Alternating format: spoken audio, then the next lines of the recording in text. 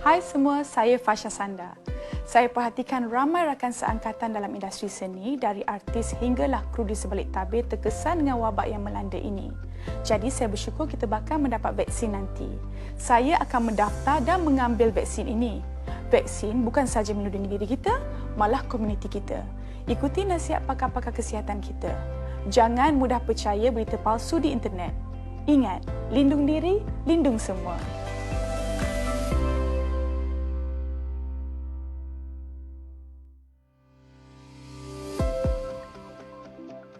Hai semua, saya Emiza Aznan, pelakon dan juga penyokong industri seni Malaysia. Ya, semua tahu kan pandemik melanda seluruh dunia ini dan memberi kesan kepada aktiviti lakonan saya dan juga rakan-rakan yang lain. Dan saya percaya rakan-rakan saya pun terasa yang sama, sunyi sepanjang PKP.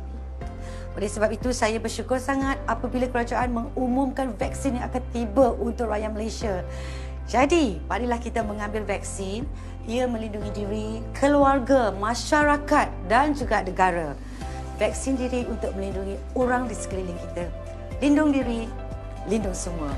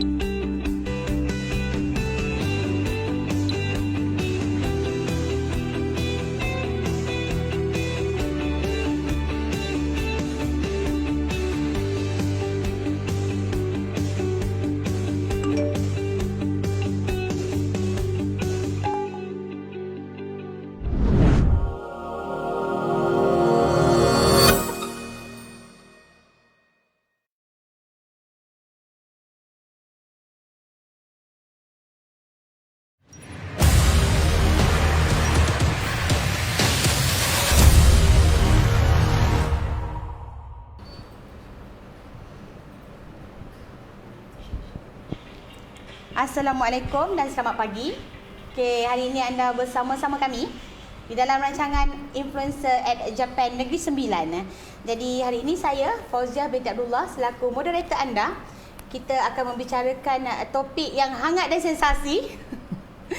Baik, topik kita pagi ini berkenaan dengan kenaikan harga barang, suratan atau kebetulan. Seperti anda sedia maklum, Influencer at Japan merupakan satu program yang kita adakan secara langsung. Jadi jangan lupa like and share di FB Jabatan Penerangan Negeri Sembilan dan anda boleh bertanyakan soalan secara langsung dengan kami pada pagi ini.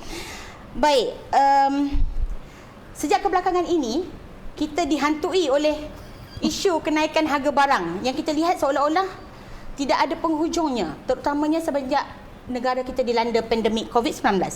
Dan terdapat trend kenaikan berterusan apabila PKP ini dilanjutkan walaupun sebenarnya bekalan bahan mentah dilihat adalah mencukupi dan memenuhi keperluan dan permintaan di pasaran. Jadi satu lagi isu yang kita rasa agak membimbangkan kerana rakyat mula kehilangan kuasa beli, di mana terdapat di antara kita yang kehilangan punca pendapatan dan keupayaan mereka untuk membeli barangan keperluan harian berada di tahap yang sangat membimbangkan. Dan dengan isu kenaikan harga barang, masalah ini menjadi semakin meruncing. Jadi baiklah, bersama-sama kita pada pagi ini, sangat tepatlah topik yang kita bicarakan dengan panel yang cantik manis hari ini. Puan, saya perkenalkan dulu ya puan kita pada pagi ini, iaitu Puan Ain Arjuna binti Aziz Zaman yang merupakan pengarah Kementerian Perdagangan Dalam Negeri dan Hal Ehwal Pengguna Negeri Sembilan. Boleh saya perkenalkan sikit pasal puan dulu? Boleh puan ya? Silakan. Baik, puan berusia di awal 40-an, masih muda, masih cantik orangnya dan berusia berasal daripada Negeri Sembilan. Baik puan, dan merupakan pemegang ijazah sarjana muda komunikasi pada tahun 2003 dari Universiti Putra Malaysia dan juga seterusnya menyambung master dalam bidang sarjana komunikasi korporat di Universiti Putra Malaysia juga, dan merupakan seorang pegawai tampil diplomatik yang telah berkhidmat selama 17 tahun di dalam perkhidmatan awam. Dan sudah pasti Beliau yang kini memegang jawatan sebagai pengarah negeri di Kementerian Perdagangan Dalam Negeri dan Hal Ehwal Pengguna Negeri Sembilan merupakan orang yang tepat untuk kita tanyakan soalan pada pagi ini, dan pastinya segala soalan dan kemusykilan anda akan dapat dijawab oleh Puan. Sudah tentu Puan ya. InsyaAllah. Baik, sebenarnya ya, apabila isu ini kita utarakan, ia bukanlah satu isu yang dipandang ringan oleh pihak kerajaan. Pelbagai usaha telah dilaksanakan, tetapi masih terdapat segelintir masyarakat yang berpandangan seolah-olah kerajaan tidak mempedulikan nasib mereka dan tak ambil apa-apa tindakan untuk mengekang kenaikan harga barang. Jadi hari ini kita ambil kesempatan melalui influencer Japan Negeri Sembilan untuk kita jelaskan kepada masyarakat apa sebenarnya yang telah dilakukan oleh kerajaan dalam melindungi rakyat yang merasa mereka tertindas dengan kenaikan harga barang ini. Baik Puan, boleh saya terus ke soalan yang pertama? Boleh. Atau Puan ada tambahan sikit? Panjang sangat saya cakap ni. Bagi nafas dulu ya. Baik Puan. Okey, Assalamualaikum warahmatullahi wabarakatuh. Waalaikumsalam. Selamat pagi kepada Puan Fauziah, Ya, saya. selaku moderator pada pagi ini. Saya nak ucapkan terima kasih dulu pada Okey, baik. Jabatan Penerangan kerana menjemput saya dan pejabat KPDN NCP Negeri Sembilan untuk datang ke studio ini pertama kali Pertama kali. dan sama-samalah menggunakan platform Japan at 9 Japan. Japan Negeri Sembilan. Ya, Influencer influencer at Japan. untuk membincangkan mengenai tajuk yang disensasi ni lah, harga barangan suratan atau kebetulan. Ya, alhamdulillah, nampaknya Puan Fauziah bersemangat lah kita nak bincang pasal topik ni kan. Saya pun alhamdulillah sukalah bila bersemangat ni, saya pun sama-sama bersemangat ya. Jadi seperti mana yang Puan dah memperkenalkan diri saya tadi, memang saya orang lokal, orang tempatan Negeri Sembilan. Daripada mana Puan? Negeri Sembilan tu di mana? Di- Lokalitinya. Taman Parujaya. Baru dekat je. Lagi Parujaya kan. Kan cakap lorong kan. Ni pula kan, nanti Google Map pula semua Jangan cakap Negeri Sembilan Puan. Memang orang Negeri Sembilan, bersekolah juga di Negeri Sembilan. Saya Georgian through and through, daripada darjah 1 sampailah ke form 5. Georgian jadi alhamdulillah dapat berkhidmat dan menabur bakti di Negeri Sembilan, dan ini alhamdulillah tahun kelima saya di sini. Oh, alhamdulillah. Dan saya sangat mengalu-alukanlah platform begini untuk kita membincangkan topik-topik yang relevan dan saya rasa dekat di hati semua orang. Betul. Dan kami di KPDN ni memerlukan maklum balas dan kerjasama juga daripada semua. Jadi saya rasa lebih baiklah kita terus ke soalan pertama tadi. Okey, okey. Nanti lupa pula apa soalan pertama kan, saya lupa pula jawapan dia. Baik Puan, kita terus kepada soalan kita yang pertama pada pagi ini. Baik, kenaikan harga barang ini sering kali dibicarakan sama ada secara di atas talian ataupun sembang-sembang warung pun sembang-sembang di warung pun kerap diutarakan tentang kenaikan harga barang. Betul. Jadi kita boleh tak Puan jelaskan sebenarnya apakah situasi sebenar yang berlaku dan bagaimanakah kawalan yang dilakukan oleh kerajaan melalui KPDN NCP ni? Okey, terima kasih atas soalan pertama tu. Situasinya kalau tadi kita sebut pasal pandemik COVID-19 yang kita hadapi sekarang ni, dah genap setahun kot hari ni. Kita daripada tahun lepas, saya rasa 18 bulan 3, hari 18 bulan 3 2021. Jadi situasinya kalau nak diikutkan secara dasarnya sama. Sebab harga barangan ni dia ada naik dan turun setiap hari. Okey. Cuma bezanya adalah harga barangan ini bergantung kepada kategori barangan apa. Okey. Ada harga barangan yang setiap hari dia naik dan turun mengikut demand and supply lah, prinsip ekonomi. Hari ni dia katakan RM1, besok dia RM1.50. Tengoklah dia punya demand dan supply itu. Tapi untuk di rakyat Malaysia ni, kerajaan ataupun ialah melalui KPDN NCP ada senarai barang kawalan. Barang-barang yang tak kisah hari apa, hari weekend ke, hari kerja ke, harga dia sama. Okey. Contoh yang paling mudah, gula. Gula pasir. dia sama je harga dia. Ataupun yang paling hangat lah sebelum ni minyak masak. Minyak masak polybag. Minyak masak polybag saya kena sebut minyak masak polybag. Sebab minyak masak ni dia ada banyak jenis dia punya bungkusan. Dia ada botol, dia ada polybag. Yang kita kawal dan tetap polybag RM2.5. Oh, baik. Di pasar raya paling besar pun dia RM2.5. Di kedai runcit di desa mana pun dia RM2.5. Dia tidak berubah. Hari Isnin itulah harga dia, Selasa itulah harga dia, Rabu raya tak raya, puasa tak puasa itulah harga dia. Tetapi polybag saja. Polybag sahaja. Dan ada lagi satu kategori yang di mana harga dia kita kawal semasa hanya musim perayaan. Maknanya ketika masa itu barangan ini dibeli khas untuk musim perayaan tu. Contohlah kalau yang baru ni Christmas. Kan ada jual teki ataupun ayam Belanda lah. Ada bukan hari ayam Belanda tapi masa Christmas. Jadi kita kawal. Itu ada 3 lah tu secara konsepnya. Situasinya begitu. So ada harga yang hari ni dia harga macam tu, besok dia berbeza. Ada beberapa barangan yang dia sama sahaja dan ada barangan yang ketika musim perayaan yang kita tahu pengguna akan beli banyak.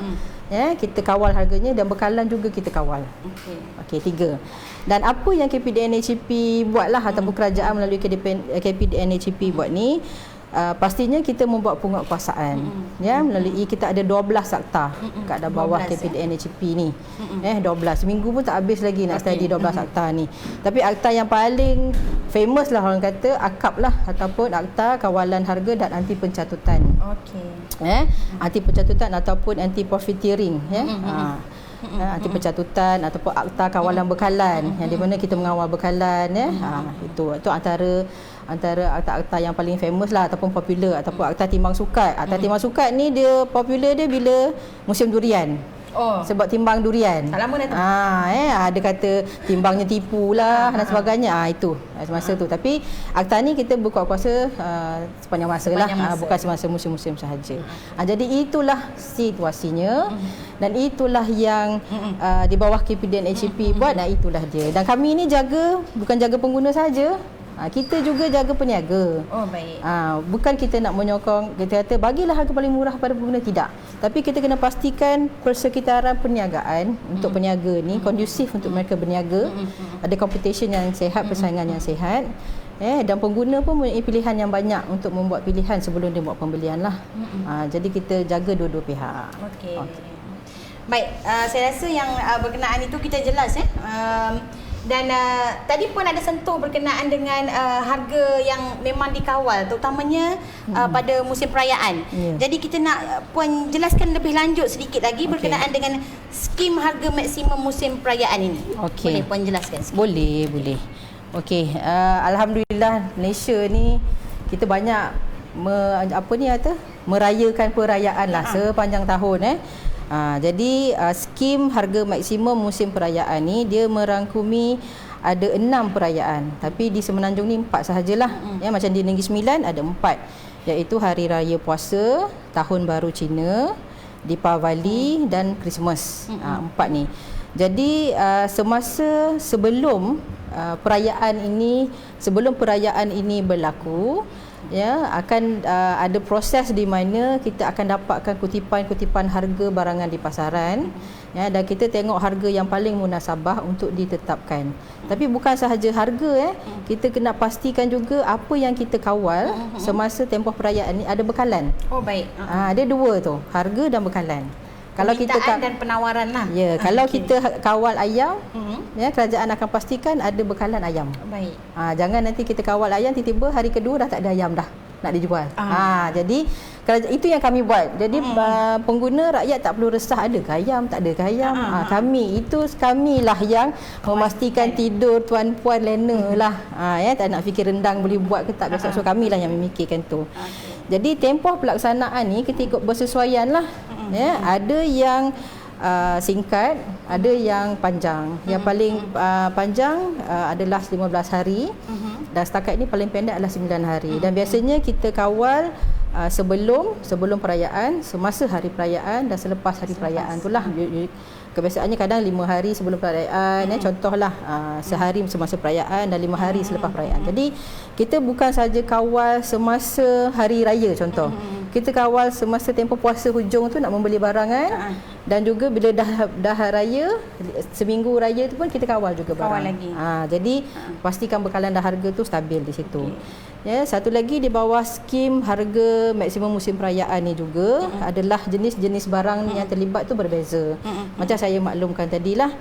Contohnya kalau hari raya berbeza dengan barangan semasa tahun baru Cina. Hari raya mungkin kita beli banyak cili api nak buat kunyit, rendang. serai. Tapi serai kunyit setakat ni kita belum kawal. Tak ada kawal lagi. Maknanya cukup lagi. Cukup macam tahun baru Cina ada daging babi contoh. Jadi kita kawal barang tu. Masa Deepavali ada kacang dal. Kacang dal dikawal puan? Dikawal. Okay. Kita kawal juga ya. Jadi barang terlibat ada sebanyak 16 barangan, ada 14, ada 10. Tengoklah tahun itu, dia tak tetap. Kita akan tengok keadaan di pasaran, harga dan bekalan dia jugalah. Ya, tapi yang kebiasaannya yang kita memang sentiasa kawal adalah telur. Telur kita biasa kawal lah semasa musim perayaan. Jadi yang pentingnya tujuan utama kerajaan melalui KPDNHCP buat skim harga maksimum musim perayaan ni adalah ada 3. Pertama, yang paling penting kita nak melindungi pengguna daripada peniaga-peniaga yang mengaut keuntungan berlebihan ataupun kita biasa guna perkataan mencatut lah. Yang kedua, kita nak menetapkan harga maksimum ke atas barang-barang keperluan musim perayaan. Dia tak boleh pergi lebih daripada tu. Dan harga-harga barangan yang kita kawal ni, tanda harga dia berwarna merah jambu, pink. Sebab dia tahu yang shopping ni perempuan, taklah warna pink. Jadi kita tahu ini dikawal. Barangan ni dikawal. Kalau peniaga tu itu adalah barang kawalan dan dia punya tag harga tu bukan warna pink, kita boleh kenakan tindakan. Dia mesti, dia mandatory warna mesti pink, berwarna merah jambu. Selalunya ingatkan yang warna pink ni ada diskaun. Tapi kalau di luar waktu skim musim harga maksimum tu, kemungkinanlah itu pulang pada kedai. Okey. Yang ketiga, biar pengguna kita lah, saya pengguna, Puan Fauzia pun pengguna, pengarah kita kat belakang tu pun pengguna. Jadi senang untuk pengguna mudah memperolehi barang-barang. Jadi kita dah tahu semasa hari raya kena ada itu, ini, ayam dan sebagainya. Kita memudahkan pengguna ni untuk mendapatkan. Tak adalah dia keluar berjam-jam tak jumpa bekalan-bekalan, nanti mak telefon apalah tak balik-balik lagi, tak ada bekalan sampai daripada Seremban nak gigi jempol pun jumpa ayam kata kan. Tak adalah berlaku situasi begitu. InsyaAllah tak berlaku. Kita pastikan bekalan ada dan harga di maksimum itulah. Ada juga peniaga yang dia tak ikut harga maksimum, dia lebih rendah daripada itu. Kebanyakannya lebih rendah tak apa.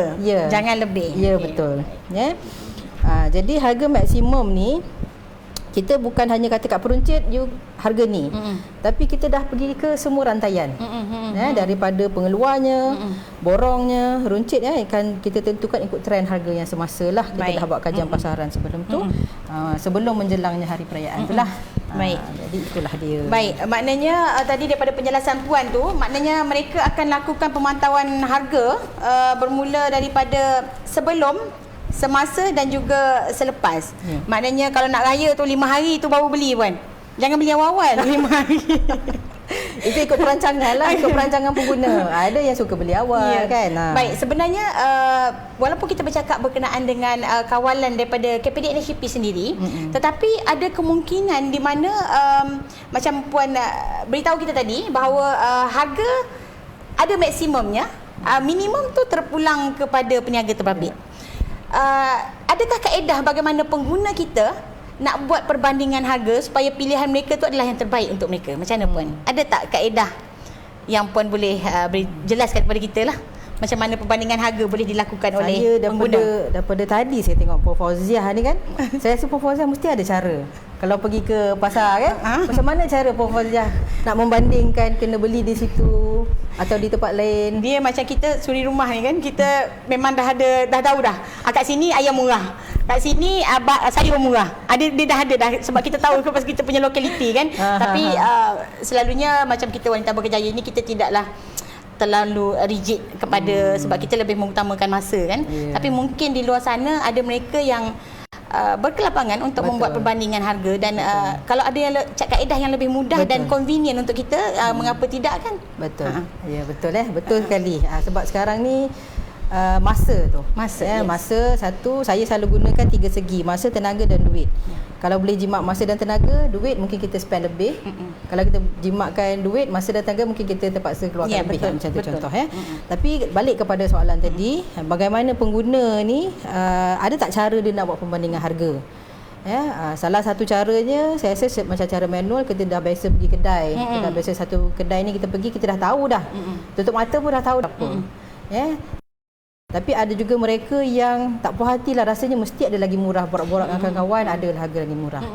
Jadi kita nak memudahkan lagi pengguna, KPDN HCP mengeluarkan satu aplikasi yang dinamakan Price Catcher. Price Catcher ni boleh dimuat turun daripada Google Play, Google Store dan juga Apple Store lah. Price Catcher ni, jadi dalam tu ada beratus senarai barangan. Dan boleh pergi ke daerah mana Puan Fauziah duduk. Katakan cari ayam standard di mana dia akan keluarkan senarai pasaraya yang ada berdekatan bersama harga. Jadi boleh nampak harga, range ataupun perbezaan harga tu. Dia diupdate secara harian? Setiap hari. Saya ada 30 orang pegawai pemantau harga yang sangat committed. Setiap hari pagi keluar seawal 7:30 untuk pergi ke pasar. Pasar basah, pergi ke pasar raya, hypermarket, dan untuk mengutip harga ni untuk siapa? Untuk kita lah, pengguna. 453 senarai barangan setiap hari dia akan kemas kini untuk kita nak tahu dalam poket kita ada berapa ringgit dan kita punya bajet kita ada berapa. Jadi kita boleh tengok, mungkin dekat satu tempat tu tak boleh dapat semua yang termurah, tapi bila dikira-kira berbaloi, itu yang paling penting. Berbaloi tu, sebab minyak pun nak keluar juga, kan, tenaga pun nak keluar juga. Jadi kadang-kadang satu kedai ada harga dia okey, ada harga dia murah. Jadi daripada Price Catcher ni kita boleh buat perancangan perjalanan pun, daripada point A ke point B nak beli barang apa, kalau kat situ tak ada kita pun boleh tahu lah sebagainya. Jadi itulah saya kata tadi, nama dia Price Catcher. Price Catcher Price Catcher ni you boleh membelilah. Jadi dia boleh cari ikut kategori macam saya maklum tadi, lokasi ataupun perkataan ataupun orang kata keyword. Fungsi untuk mengesan lokasi barang tu kat mana. Cari dekat tempat ni, contohlah saya kat Putrajaya, cari satu benda tak ada pula kat Putrajaya. Tapi nak merayau-rayau pergi hujung-hujung tu malaslah pula nak drive kan. Jadi kita buka Price Catcher. Dekat kedai sebelah sana ada. Jadi saya terus pergi sana. Lepas tu ada fungsi pandu arah ke premis pilihan, macam Waze dan Google Map. Dia boleh, kita sendiri boleh kata, ni tempat ni murah. Kawan-kawan hari tu semua cari mana barangan murah, kita boleh kongsi di media sosial. Kita bagi tahu dengan kawan-kawan kita, barangan ni murah. Jadi semua orang boleh tahu. Dan ada juga dalam Price Catcher ni dia ada pop-up banner untuk harga minyak lah yang diupdate setiap minggu tadi. Baik Puan. Saya rasa topik kita pagi ni sangat menarik. Siapa yang belum install Price Catcher boleh install sekarang, menjimatkan masa dan tenaga anda juga sebenarnya. Saya nak baca sedikit komen daripada penonton kita pada pagi ini. Ada yang Puan perlu jawab, ada yang sekadar komen sahaja. Okay. Baik, antaranya adalah, kenapa harga minyak masak naik? Susah saya nak goreng keropok. Okey. Kita memang galak kan makan rebus-rebus. Kena kurangkan goreng tu. Baik. Okey, ada pendapat yang mengatakan bahawa mungkin Puan boleh rangkumkan sekali lah berkenaan dengan kualiti minyak polybag dan botol berbeza, adakah benar? Dan juga ada pendapat mengatakan kemungkinan peniaga kurang berminat untuk menjual minyak di dalam polybag ini kerana margin keuntungan lebih rendah berbanding dengan minyak masak dalam botol. Boleh Puan komen sikit? Okey, mana komen mula tadi tu Dia kata apa, dia nak goreng keropok. Tak berkenaan nak goreng keropok sebab mahal harga. Tak, cuma saya rasa mungkin Puan boleh komenkan berkenaan dengan adakah perbezaan kualiti minyak masak dalam polybag atau dalam botol, dan adakah kemungkinan peniaga sendiri tidak berminat untuk menjual minyak masak dalam polybag itu sendiri? Okey, saya nak pergi yang first tadi dulu. Dia kata nak goreng keropok tu. Okey, yang mahal ni macam saya maklumkan first tadi. Yang kita kawal adalah dalam polybag. RM2.5 tadi. Sekiranya dia nak harga yang tetap begitu, tak naik tak turun, beli yang polybag lah. Okey, yang dalam botol 1 kilo, 5 kilo itu semua tidak dikawal dan diikut harga pasaran. Maknanya harga minyak kelapa sawit mentah lah. Jadi kita punya pekebun kelapa sawit ni alhamdulillah bila naik dia dapat lebih income jadi tetapi dia punya harga selain daripada yang subsidi ni naik sedikit. Tapi kita dah semak di Negeri Sembilan kenaikan minyak botol ni dia tidak sampai ke tahap tidak munasabah. Ada kenaikan RM1, RM2 tu memang ada lah. Tapi saya mohon tuan ke puan tadi tu belilah minyak masak polybag lah. Dia RM2.5 1 kilo dan harganya tetap. Yang kedua adalah kualiti. Kualitinya sama. Kalau orang kata kualiti di kita semula tadi, sebenarnya nak buat minyak kita semula ni lebih mahal. Oh, I see. Dan lebih sukar.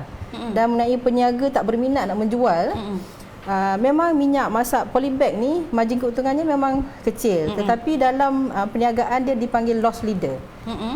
Sekiranya kedai tu dia ada jual gula minyak tepung, gula minyak tepung tetap harga dia, gula tetap, minyak tetap, tepung pun tetap.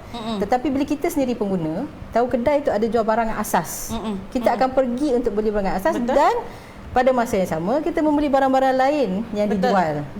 Jadi kalau nak mengatakan peniaga tak berminat tu, kita setiap hari ada peniaga yang nak dapatkan lesen untuk menjual barang-barang ini, nak adakan barang ini di kedai ini. Sebab untuk menjual gula, minyak dan tepung ni perlu dapatkan lesen daripada kami lah, daripada KPDN HCP. Baik, maknanya sebenarnya bukan tak berminat lah, itu adalah dakwaan palsu lah puan. Tidak berminat tu sebenarnya. Saya tak mana kata palsu lah.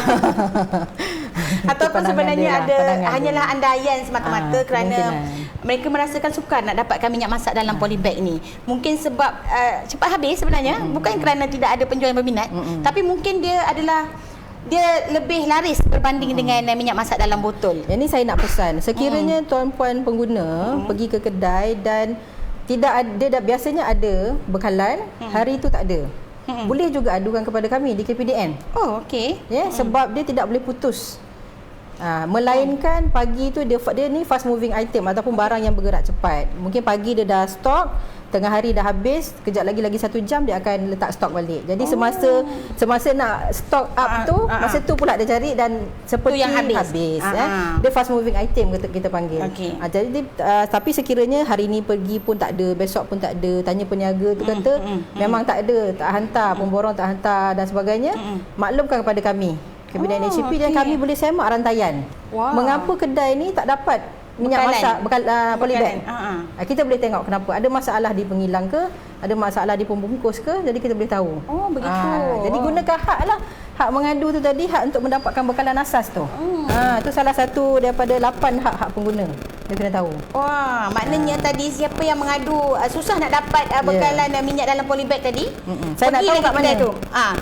Nanti mungkin dia boleh respon semula di mana sebenarnya yang susah sangat nak dapat tu. Baik, dan seperti yang puan maklumkan tadi, jika kita dapati bahawa barang keperluan yang kita nak tu susah nak dapat di kedai yang sama, berkali-kali kita pergi masih tak ada, maka bolehlah laporkan kepada KPDN HCP. Boleh. Baik, saya baca satu lagi pendapat di sini dan juga mungkin satu persoalan daripada penonton kita. Katanya saya tengok bawang di Giant, dia sebut jenama pasaraya. Saya tengok bawang ni buruk dan murah. Saya tengok di Jaya Grocer pula cantik-cantik tapi mahal lah sikit.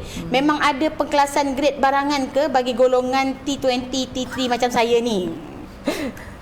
Ada puan boleh jawab sikit yang ni. Boleh komen sikit. Yang ini adalah terpulang kepada peniaga lah, pasaraya, hypermarket, mereka sendiri ada perancangan pembelian stok barang dan sebagainya. Kalau dia pergi ke satu pasaraya, dia tengok kualitinya, dia kata tak munasabah betul kualiti barang-barang dia jual dengan harga dia begini, boleh juga buat aduan pada kita.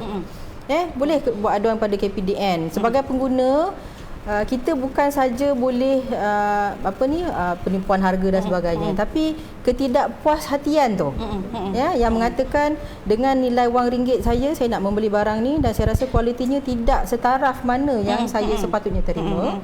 Boleh buat aduan, tak kisahlah barang ke atau perkhidmatan. Macam tadi bawang, dia kata dekat satu-satu pasaraya ni begini kualiti dia, tak patut. Buat aduan pada kita dan kita boleh semak dengan pasaraya tu. Kenapa begitu sekali?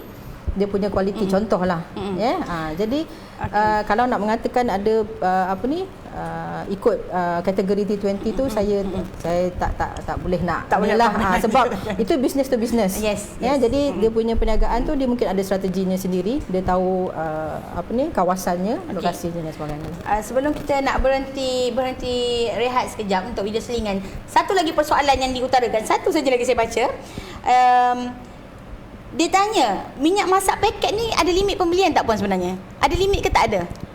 Sebab selalu kita pergi kedai, dia ada 2 paket sahaja, 1 paket sahaja macam tu. Sebenarnya memang ada limit yang ditetapkan ke macam mana? Okey, untuk sebelum ni sekarang kita PKPB, seremai PKPB Negeri Sembilan dah PKPP.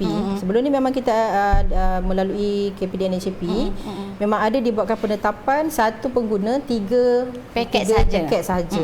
Ketika itu kita merasakan bahawa bekalan tu takut bila kita membuka tidak ada apa-apa kawalan. Dalam keadaan biasa memang tak ada kawalan. Memang boleh. Ya, tapi munasabahlah kita fikir pengguna seterusnya. Tapi untuk sekarang ada 3 lah, 3 paket sahaja. 3 paket sahaja. Baik. Itu telah dijelaskan tadi. Saya rasa isu hari ini memang sangat hangat dan tuan-tuan dan puan-puan boleh terus saksikan kita secara langsung dan boleh kemukakan pendapat, pandangan dan soalan di FB kami secara langsung. Kami akan jawab sekadar yang termampu, insya-Allah. Dan untuk itu kita berehat sebentar untuk video Mi, kau nak bawa aku pergi mana ni? Jom, aku nak belanja kau minum kopi. Kopi di sini memang lain daripada yang lain. Minum bang? Kopi Malaysia tu. Kopi Malaysia tu apa? Takkan tak pernah minum kopi Malaysia? Abang, nampak tak dia pesan kopi Malaysia? Yang nak tak? Mestilah nak. Kiflati kan. Takkan ada kopi lain yang lebih sedap? Mi, kenapa semua ni pandang kita, Mi? Bertenang, tunggu kopi kita sampai. Adik, kopi Malaysia gelas besar 1. Yes. Dia pun minum kopi yang sama. Bang, kopi bang? Arang kopi!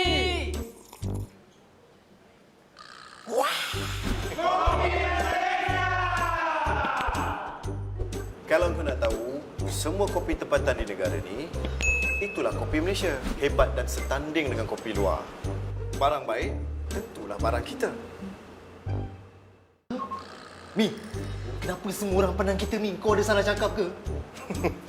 Bertenang, tunggu sampai kau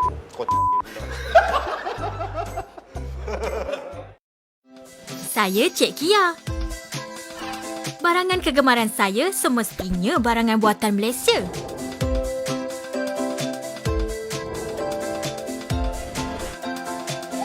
Aplikasi MySale Tracker memudahkan saya untuk mencari pasaraya yang menjual barangan promosi. Tentu anda suka membeli belah kan? Jom kita sokong dan beli barangan Malaysia.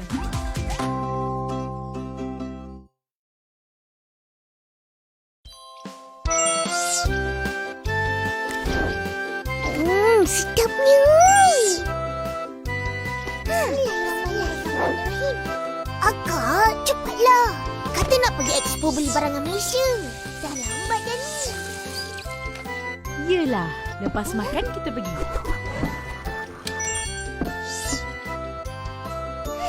Wah, cantiknya cucu Opah. Pergi dulu, Opah.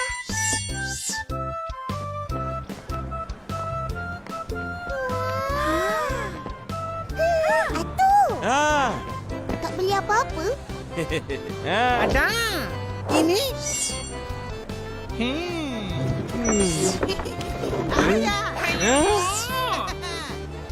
Upin, Ipin. Sini. Upin, Ipin dan kawan-kawan beli, guna dan pakai barangan Malaysia. Barang baik, barang kita. Betul-betul. Jom kawan-kawan, jadi aku nak bawa jalan-jalan.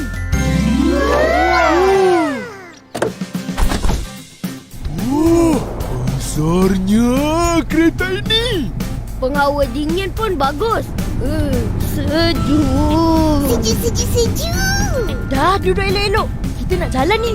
Pakai tali pinggang keledar dulu. Macam ni.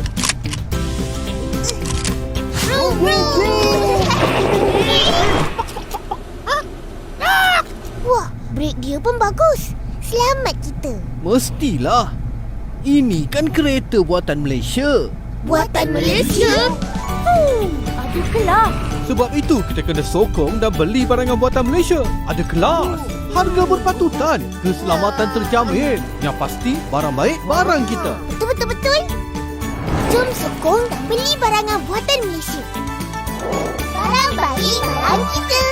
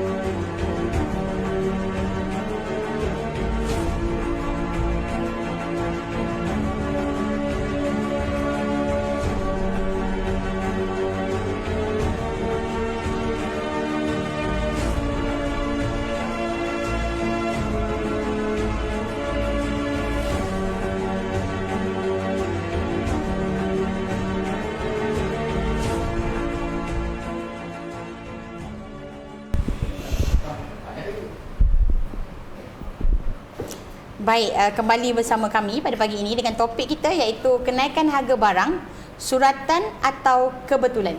Okey, baik. Kita terus kepada soalan yang berikutnya kepada Puan ya. Boleh Puan boleh lagi ya. Boleh. Baik. Sekiranya terdapat peniaga yang tidak beretika yang melakukan kesalahan di bawah bidang kuasa KPD NHP, apakah saluran untuk mereka mengemukakan aduan? Okey. Sekiranya terdapat peniaga yang tidak beretika, ataupun peniaga yang melanggar akta ataupun yang melanggar hak-hak pengguna ni lah. Okey. Banyak sangat saluran-saluran dia. Kita ada 6 saluran. Oh, banyak. Saya selalu ingatkan sebab saya rasa pengguna kita ni sekarang ni semua dah ada telefon pintar. Mula-mula sekali kenalah savekan nombor WhatsApp. Nombor WhatsApp ni adalah untuk kita nak mengadukan nak mengadukan apa-apa apa yang dibuat oleh peniaga tidak beretika tadi tu. Nombor WhatsApp-nya adalah 019 279 431. Sekali lagi Puan untuk penonton kita boleh salin 279 019 279 4317. 4317. Baik. Jadi nombor ni kita boleh WhatsApp saja Puan Boleh. Kita boleh WhatsApp tapi saya nak pesan. Ni pesanan yang saya ada di layar anda ya. Nombor tersebut ya. 019 279 4317. Apabila kita sebagai pengguna bila kita kata peniaga tu tidak beretika, kita kena jadi pengguna yang bertanggungjawab. Bertanggungjawab ni maknanya apabila kita mengadulah dengan bertanggungjawab, iaitu bagilah kita nama, maklumat, lokasi. Kalau kita berada di lokasi di mana kedai itu yang katakanlah harga dia mahal ataupun tiada tanda harga contoh, boleh share location. Kita pun ambil gambar terus hantar di WhatsApp tadi.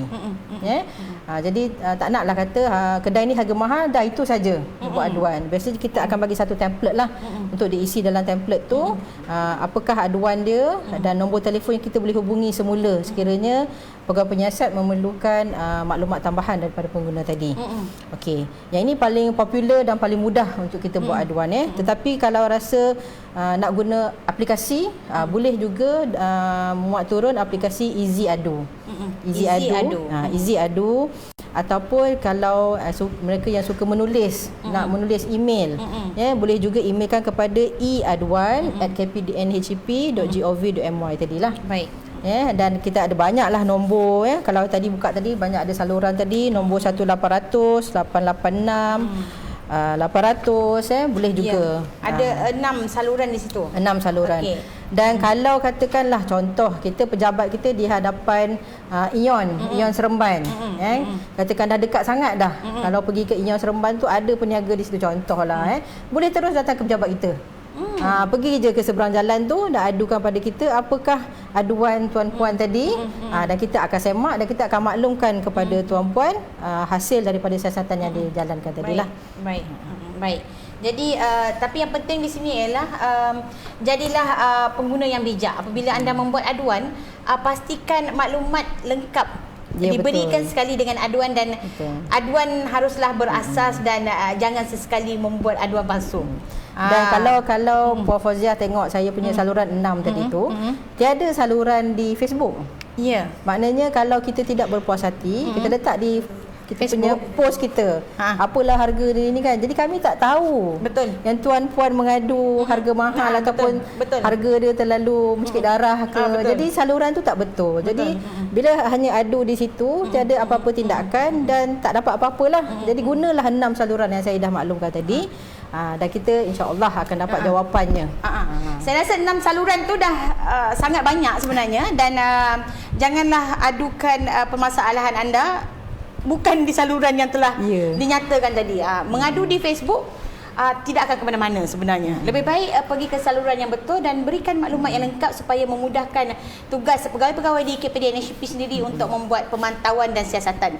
Dan jadi pengadu pun mesti jadi pengadu yang bijak dan bertanggungjawab. Bertanggungjawab itu penting supaya tidak berlaku aduan palsu. Dan kita pun tak nak kadang-kadang ada juga peniaga sama peniaga yang nak aniaya. Jadi kita nakkan benda tu memang solid dan genuine, nak aslilah aduan. Betul. Baik, Puan, kita baca lagi sedikit daripada kita punya penonton. Rasa banyak soalan ni, kita baca daripada Dalin Hamidah. KPD NHP ada tak pantau harga barangan baking? Menjelang puasa dan musim perayaan ini, ramai pengusaha kek, roti dan biskut mengeluh harga barang semakin naik. Nak jual balik harga kayangan kang tak ada orang beli pula. Kasihan dia ya. Okey, satu lagi daripada Wira Kehormat Pak Din, Pengarah Penerangan Negeri Johor. Terima kasih di atas pujian ni ya. Tahniah Japan Negeri Sembilan, usaha yang baik mendidik komuniti pengguna baik. Satu lagi daripada Encik Alba, 7-Eleven barangannya mahal sebab dia buka 24 jam. Boleh ke guna alasan tersebut untuk harga mahal tu lah? Dan bagaimana pula dengan harga barang di luar bandar tak sama dengan di bandar? Okey, saya rasa Puan boleh rangkumkan sekali untuk jawab ni. Soalan dia tu. Kalau saya ingat lah. Kalau tak ingat saya baca balik. Yang pertama tadi daripada Puan Dayang Hamidah. Dalin Hamidah. Dalin Hamidah. Berkenaan dengan barang baking. Okey. Terima kasih. Ya, memang kalau kita ikutkan barang baking ni bukannya barang keperluan kita pengguna lah. Okey. Maknanya bukan harian-harian. Ya. Tetapi pastinya kita tak nak ada pengguna yang merasakan harga barangan ni terlalu mahal ataupun tidak munasabah. Ya. Jadi yang Puan Darling boleh bantu saya, untuk saya bantu Puan Darling adalah maklumkan pada saya melalui WhatsApp tadi, ya, di manakah kedai baking tadi tu. Jadi kami boleh pergi dan apa yang dikatakan mahal, boleh ambil gambar lah. Ya, ataupun nak ada buat perbandingan kedai A, kedai B ke, ataupun di kedai itu saja pun tak apa. Tapi macam saya maklumkan tadi, barangan baking ini dia tidak termasuk dalam barangan kawalan yang kita kawal tetap tadilah, kecuali gula, minyak dan tepung tadi. Ya. Yang itu satu. Yang kedua adalah apa soalan dia, saya lupa. Okey, dia tanya di 7-Eleven adakah kerana 24 jam tu boleh harga tinggi? Macam saya maklumkanlah, peniaga ni dia harga barang ni dia akan termasuk sekali cost overhead. Okey. Jadi kalau mereka yang jual atas talian, kebiasaannya harga dia sedikit murah sebab dia tak ada sewa bangunan lain, dia tak ada pekerja lain, dia tak nak bayar orang lain, lelaki berdaya dan sebagainya. Ini secara prinsipnya lah. Jadi di kedai yang serba mereka 24 jam tak semestinya 7-Eleven saja. Mungkin harga barangannya sedikit berbeza dengan kedai-kedai yang lain. Bukan saya kata boleh dia jadikan alasan. Tetapi sekiranya aduan atau ada aduan yang mengatakan harga barangannya memang tidak munasabah, terlalu tinggi. Seperti saya maklumkan tadi, adukan pada kita. Kita akan pergi dapatkan penjelasan, mengeluarkan notis 21. Kepada peniaga, dan peniaga perlu jelaskan kenapa harga satu barangan ini mahal ataupun sebegitu harganya berbeza dengan kedai-kedai lain. Jadi kami akan maklumkan pada pengadu, pihak KPDNHCP telah pun mengeluarkan notis dan berikut adalah hasil daripada siasatan tersebut dan dia ada sama ada dia ada mencatut atau tidak. Kita akan maklumkan kepada pengadu tadilah. Soalan satu lagi tadi ada bagaimana pula harga barang di bandar dan luar bandar yang tidak sama? Itu salah satu faktor-faktor yang menentukan harga barangan. Macam tadi, kos barangan itu sendiri, dan salah satu faktor untuk perkara ini adalah kos pengangkutan. Jadi apabila kedai ataupun peniaga mempunyai kedai yang jauh daripada pemborong, contohnya pemborong perlu dia bukan dalam perjalanannya dan terpaksa keluar, ataupun peniaga ni sendiri yang terpaksa keluar daripada kawasannya untuk mendapatkan barang tadi, pastinya dia akan berbelanja lebih untuk minyak dan perjalanan yang jauh lah. Jadi kemungkinan harganya akan berbeza sedikit. Tapi macam kerajaan dah tetapkan dah barang-barang keperluan yang memang kita pakai setiap hari, macam gula minyak tepung tadi, tetap dia duduk di urban ke, dia duduk di kampung desa mana ke, harga dia tetap sama. Jadi barang-barang ini, barang-barang keperluan yang tidak boleh tidak ada di rumah rakyat Malaysia ni, harga dia sama. Di mana sahaja dia duduklah. Baik. Sebenarnya Puan, dalam situasi kita menghadapi pandemik COVID-19 ini, sebenarnya bekalan makanan asas tu mencukupi ataupun tidak sebenarnya? Bagaimana situasi di pasaran sebenarnya? Okey. Bekalan makanan setakat ni secara peribadinya Puan Fauziah pernah mengalami keputusan apa-apa bekalan? Tidak pernah. Kecuali roti. Kecuali roti gardenia pada awal mulanya dulu.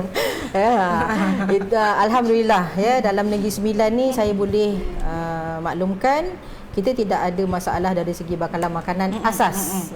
Yang tadi kita kata bekalan makanan asas, maknanya makanan yang ruji kita.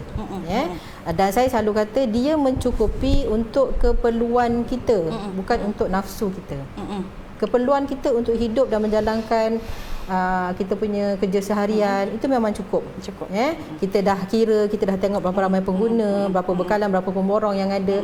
So, kita pergi ke setiap rantaian ni, kita pastikan cukup tak telur, cukup tak minyak, cukup tak gula untuk rakyat Negeri Sembilan. Jadi saya boleh katakan cukup.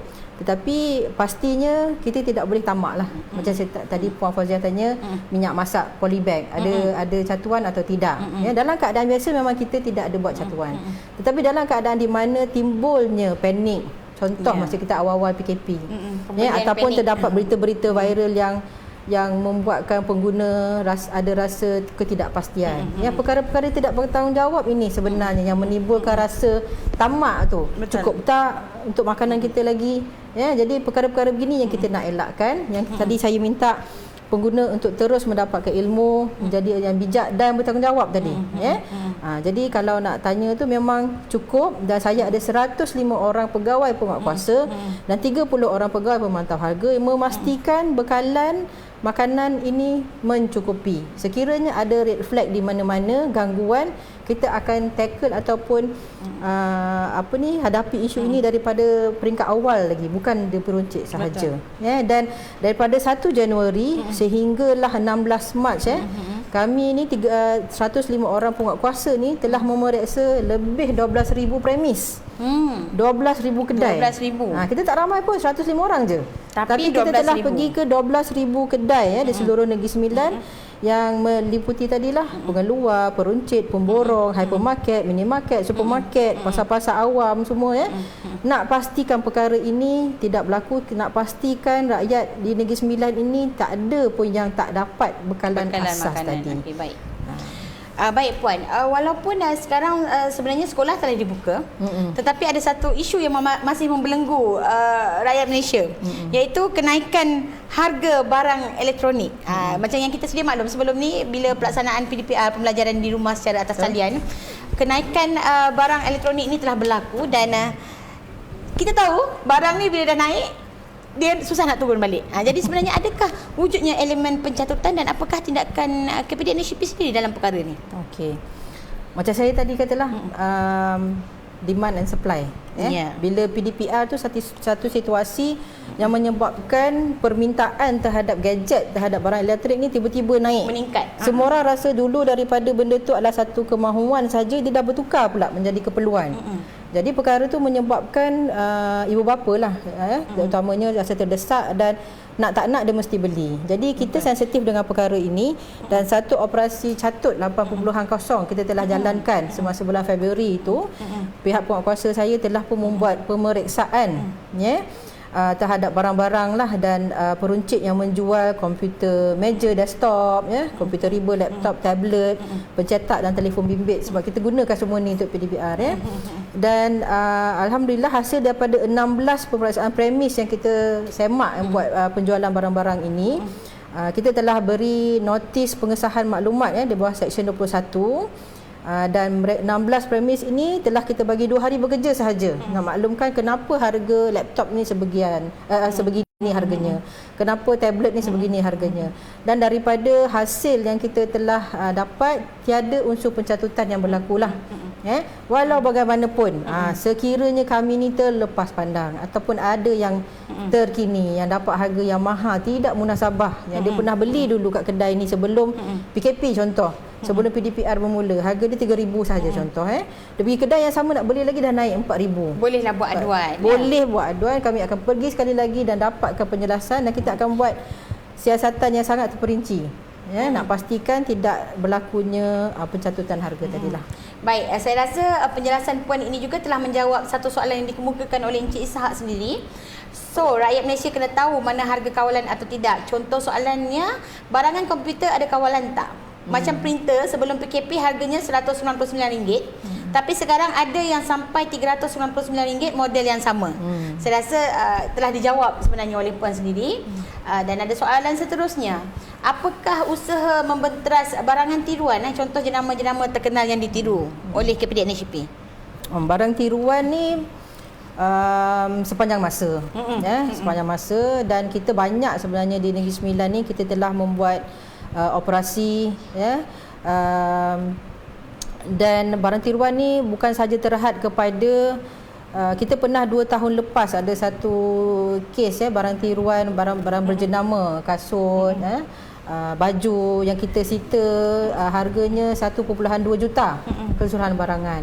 Jadi sekiranya tuan-puan yang pergi membeli belah sama ada di mana sahaja, kadang-kadang kita pergi masuk dekat pasar raya, dia ada buat jualan macam karnival kat bawah tu.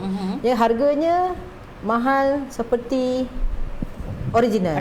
Tetapi bila kita balik, kita tengok tak macam original. Kita meragui. Sebab yang hanya boleh bagi tahu sesuatu barangan ini original atau tidak adalah pemilik hak dagang ini.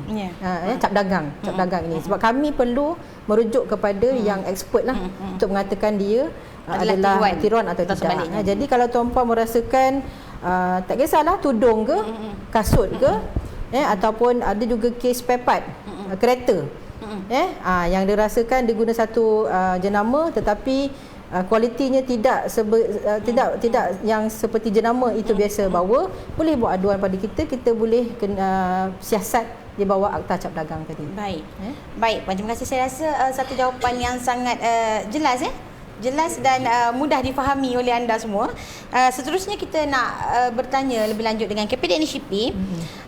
Bolehkah Puan kongsikan sedikit kepada kita apakah langkah-langkah atau program dan aktiviti yang dilaksanakan oleh KPDNSP untuk merancangkan semula ekonomi domestik di Malaysia ni? Selain daripada pemantauan tadilah, atau ada aktiviti lain yang dilaksanakan? Salah satunya yang saya rasa pernah kita buat sebelum ni dan Puan Fauzia pun pernah dengar adalah kempen beli barangan buatan Malaysia, ataupun sekarang kempen beli barangan Malaysia, KBBM. Kita dah buat tahun lepas satu majlis kita buat di Maidin Seremban 2, di mana kita membawa seramai 28 peniaga tempatan dengan barangan tempatan mereka untuk dijual dan dipamerkan. Jadi kita faham bahawa bila PKP ni orang pun dah tak ke pasar raya, orang panggil footfall ke pasar raya pun dah berkurangan. Jadi kita buat karnival, dan sekiranya ada peniaga yang berminat untuk menyertai, boleh hubungi saya di KPD NHP Negeri Sembilan, saya punya pasukan, dan kita akan membantu tuan-puan, perniagaan tuan-puan, usahawan kecil sederhana yang ada buat jualan atas talian, yang rasa susah nak dapatkan peniaga, nak sustain tu, bolehlah minta bantuan kita dan kita akan publicity dan promosikan perniagaan tuan-puan sama ada melalui kempen ini ataupun melalui platform media sosial yang selain daripada fizikal tadilah. Ya, jadi dia punya objektif KPBM macam tadilah, kita nak merangsangkan ekonomi, ya, kita nak kedepankan kita punya usahawan-usahawan tempatan dalam Negeri Sembilan ni. Dia dah lama dah, tapi sebab PKP ni merosot perniagaan dan dia nak boost balik, bolehlah kita juga ada bekerjasama dengan pihak MARA, pihak PKNNS, pihak UPEN Negeri Sembilan, Kerajaan Negeri Sembilan. Jadi inilah saya minta bantuan juga daripada para usahawan di luar sana. Jika perlukan bantuan kami, hubungi kami, kita boleh bincang ataupun buat apa-apa aktiviti ataupun promosi untuk tuan-tuan perempuan. Sebenarnya hari ini saya rasa kami lebih jelas tentang peranan KPD NHP itu sendiri. Sebab kita ingat KPD NHP sekadar membuat pemeriksaan harga barang, tapi tak sangka sebenarnya mereka lah yang pagi-pagi dah pergi cek harga ni untuk kita buat perbandingan. Jadi saya memang sebagai salah seorang pengguna dan rakyat Malaysia, saya memang rasa terharu dan berterima kasih kepada pihak KPD NHP sendiri. Dan saya baca sedikit lagi soalan daripada penonton kita secara online. Baik, dia tanya di sini minyak masak, tak habis lagi isu minyak masak ni. Kenapa harga minyak masak jauh berbeza bagi sesuatu jenama? Perbezaan tu katanya ikut jenama tu terlampau jauh. Boleh Puan ada sedikit pandangan atau penjelasan daripada Puan sendiri? Dalam soalan tu ada jawapannya. Ya, sebab dia kata kenapakah harga minyak masak ni berbeza ikut jenamanya. So dia jenama, sekiranya ada jenama satu yang nak letak bahan tambahan vitamin dalam tu, dia mungkin lebih lah sebab dia bukan ada minyak masak, dia ada vitamin satu. Lepas tu jenama dua pula, yang ni letak vitamin satu, dia nak letak vitamin 3 lah dalam tu. So itulah antara perbezaannya, ya. Tapi ini tak semestinya pada semua jenama, tapi sebab kita beli ikut jenama, dia akan berbeza mengikut apa yang ditambah selain daripada minyak masak dalam tu lah. Baik. Maknanya kita sebagai pengguna, kita berhak membuat pilihan lah. Ya, betul. Maknanya tak ada orang paksa kita untuk guna sesuatu jenama. Betul. Pilihan tu di tangan kita. Hak memilih. Hak memilih tu, betul. Hak memilih tu di tangan kita. Jadi ada soalan juga daripada Syahrul Yu. Saya nak bertanyakan kepada KPD NHP, jika berlaku penipuan kepada pengguna, bolehkah mereka menuntut ganti rugi? Ya, terima kasih ya kepada Tuan Syahrul Yu atas soalan tadi tu. Ya, selain daripada akta-akta semua yang saya maklumkan tadi, kita ada di KPD NHP ni Tribunal Tuntutan Pengguna Malaysia. Kalau Puan Faziah datang ke pejabat kita di Seremban 2, di tingkat 3 tu ada mahkamah tribunal lagi. Mahkamah pengguna. Mahkamah pengguna. Ya, maknanya kita soalan daripada Tuan Syahrul tadi, kalau kita ditipu bolehkah buat tuntutan? Boleh. Ya, boleh dibuat tuntutan. Terima kasih kepada Jabatan Penerangan tu, dia ada tunjukkan Tribunal Tuntutan Malaysia, kalau ada segi harga mengelirukan, kerugian kerana iklan mengelirukan, bekalan barang ni biasanya atas talian. Ya, dia pesan satu barang tak sampai-sampai, ataupun dia pesan barang A dapat barang B yang dia tak suka, yang dia tak nak, dia boleh buat, ya. Ataupun tawaran pemberian hadiah macam kita, ya, ada Gores dah menang. Gores dah menang, ya, tawaran selagi stok masih ada, isu standard keselamatan, ataupun banyak juga aduan yang kita terima bengkel kereta, ya, ataupun kontraktor yang membuat rumah ni. Dia tak ada perjanjian, ataupun dia buat lain, kita janji lain, dia buat lain. So perkara-perkara ni tak kisahlah apa penipuan yang dikena oleh pengguna, boleh buat tuntutan di Tribunal Tuntutan Pengguna, boleh pergi kepada website, ataupun boleh call kita lah di pejabat. Sebenarnya saya ada sedikit pengalaman dengan Tribunal Tuntutan Pengguna ni. Mungkin ada penonton kita yang rasa ia adalah sesuatu yang sukar, tapi sebenarnya saya pernah menggunakan khidmat Tribunal Tuntutan Pengguna ni, di mana saya berlaku penipuan pada barangan yang saya beli. Dijanjikan jenama yang lain tapi dibekalkan jenama yang berbeza.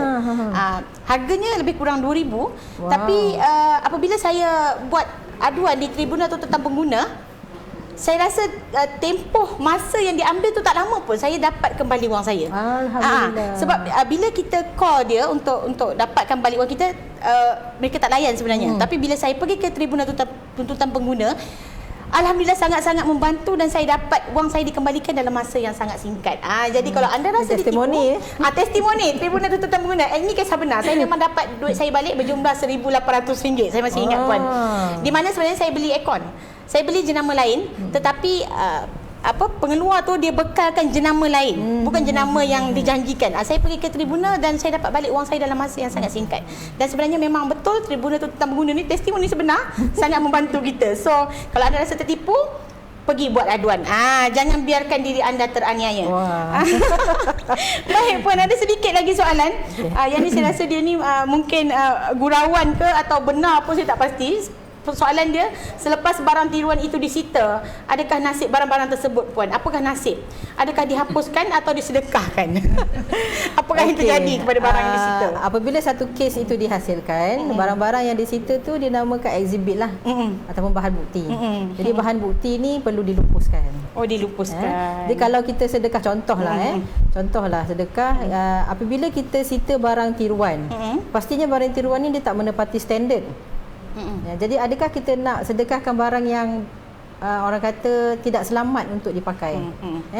Jadi barang-barang bukti ni selepas habisnya kes ditentukan akan dilupuskan ikut prosedur yang sepatutnya. Dilupuskan ya, dah jawab dilupuskan. Baik, satu lagi saya baca daripada Puan Nurhaidah Isa. Ada peniaga pengeluar yang mengekalkan harga yang sama tetapi mengurangkan kuantiti. Apa komen puan sendiri? Dia ikut kepada pengguna. Adakah tuan-puan bersetuju untuk membeli harga yang sama dengan kuantiti yang berkurangan? Jika tidak, pilihan di tangan pengguna. Pilihan sentiasa ada di tangan pengguna. Ya. Betul. Baik puan, saya rasa untuk yang terakhir kita pun dah hampir sejam sebenarnya tanpa kita sedari, sebab topik ini sangat hangat dan mendapat sambutan yang sangat menggalakkan. Terima kasih kepada anda yang menonton bersama kami.